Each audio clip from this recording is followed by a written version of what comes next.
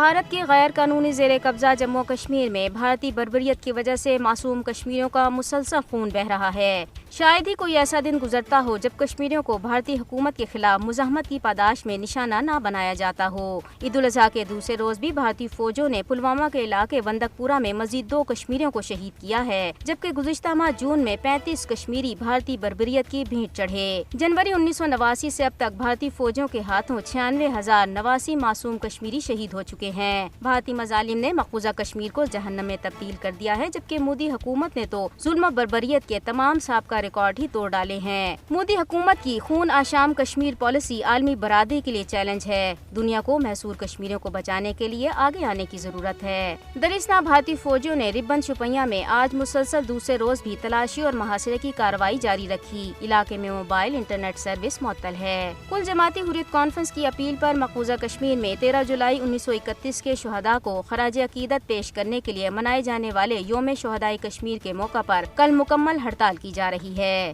مودی حکومت کی جانب سے کشمیری پنڈتوں کی آبادکاری پر سیاست کرنے کے خلاف سینکڑوں کشمیری پنڈتوں نے نئی دلی کے جنتر منتر پر احتجاجی مظاہرہ کیا۔ سابق گورنر پنجاب چودھری محمد سرور نے برطانیہ میں مقیم تمام پاکستانیوں اور کشمیریوں پر زور دیا ہے کہ وہ برطانوی پارلیمنٹ میں کشمیر کے بارے میں کل جماعتی پارلیمانی گروپ کی چیئرپرسن ڈیبی ابراہیمز کی طرف سے شروع کی گئی پٹیشن پر دستخط کریں، جس میں بھارت سے جموں کشمیر لبریشن فرنٹ کے چیئرمین محمد یاسین ملک کے منصفانہ ٹرائل کا مطالبہ کیا گیا ہے۔ بھارت میں کانگریس کے رہنما راہل گاندھی نے چین کے معاملے پر ایک مرتبہ پھر وزیر اعظم نریندر مودی کو شدید تنقید کا نشانہ بناتے ہوئے کہا ہے کہ وہ چین سے ڈرتے ہیں اور اس کے خلاف ایک لفظ نہیں بولتے۔